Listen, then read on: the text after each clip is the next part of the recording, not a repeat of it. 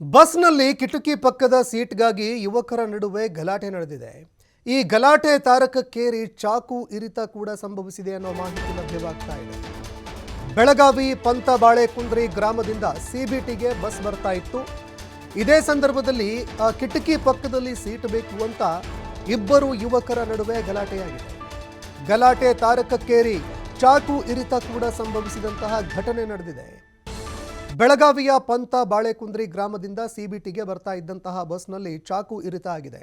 ಜಗಳವಾಡಿಕೊಂಡು ಕೆಲವು ದುಷ್ಕರ್ಮಿಗಳು ಚಾಕುವಿನಿಂದ ಇರಿದಿದ್ದಾರೆ. ಪಂತಬಾಳೆಕುಂದ್ರಿಯ ಸಜ್ಜು ಸನದಿ 20 ವರ್ಷ ವಯಸ್ಸು.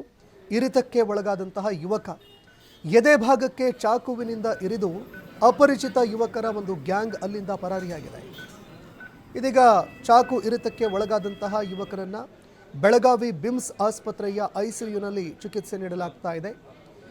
ಯುವಕನಿಗೆ ಚಿಕಿತ್ಸೆ ನೀಡಲಾಗ್ತಾ ಇದೆ. ಮತ್ತೊಂದೆಡೆ ಸ್ಥಳಕ್ಕೆ ಡಿಸಿಪಿ ರೋಹನ್ ಜಗದೀಶ್ ಅವರು ಭೇಟಿ ನೀಡಿ ಪರಿಶೀಲನೆ ಮಾಡಿದ್ದಾರೆ. ಮಾರ್ಕೆಟ್ ಪೊಲೀಸ್ ಠಾಣೆ ವ್ಯಾಪ್ತಿಯಲ್ಲಿ ನಡೆದಂತಹ ಘಟನೆ ಇದು. ಘಟನೆಗೆ ಸಂಬಂಧಪಟ್ಟಂತೆ ಪ್ರಕರಣ ದಾಖಲಿಸಿಕೊಂಡು ಇದೀಗ ಚಾಕು ಇರಿತ ಮಾಡಿ ಅಲ್ಲಿಂದ ಪರಾರಿಯಾಗಿರುವಂತಹ ಕಿಡಿಗೇಡಿ ಯುವಕರಿಗಾಗಿ ಇದೀಗ ಪೊಲೀಸ್ ಅಧಿಕಾರಿಗಳು ಬಲೆ ಬೀಸಿದ್ದಾರೆ. ಒಂದು ಕ್ಷುಲ್ಲಕ ಕಾರಣಕ್ಕೆ ನಡೆದಂತಹ ಗಲಾಟೆ ಚಾಕು ಇರಿತ ಆಗುವಂತಹ ಒಂದು ಮಟ್ಟಿಗೆ ಈ ಒಂದು ಗಲಾಟೆ ಆಗಿರುವಂಥದ್ದು.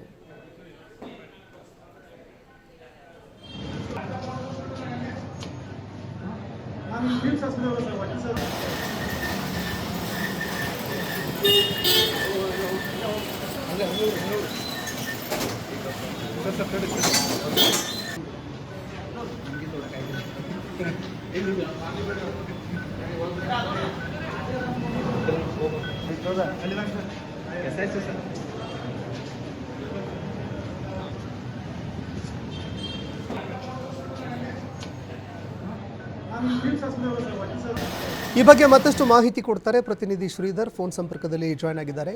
ಶ್ರೀಧರ್, ಕಿಟಕಿ ಪಕ್ಕದಲ್ಲಿ ಸೀಟ್ ಬೇಕು ಅನ್ನೋ ಕಾರಣಕ್ಕಾಗಿ ಗಲಾಟೆ ನಡೆದು ಚಾಕು ಇರಿತಕ್ಕೆ ಒಳಗಾದಂತಹ ಘಟನೆ ಸಂಭವಿಸಿದೆ. ಆ ಯುವಕನ ಒಂದು ಆರೋಗ್ಯ ಸ್ಥಿತಿ ಹೇಗಿದೆ? ಚಾಕು ಇರಿತ ಮಾಡಿದಂತಹ ಆರೋಪಿಗಳು ಯಾವಾಗ ಪರಾರಿಯಾಗಿದ್ದಾರೆ, ಎಲ್ಲಿ ಪರಾರಿಯಾದರು? ಈ ಬಗ್ಗೆ ಮತ್ತಷ್ಟು ಮಾಹಿತಿ ಕೊಡೋದಾದ್ರೆ.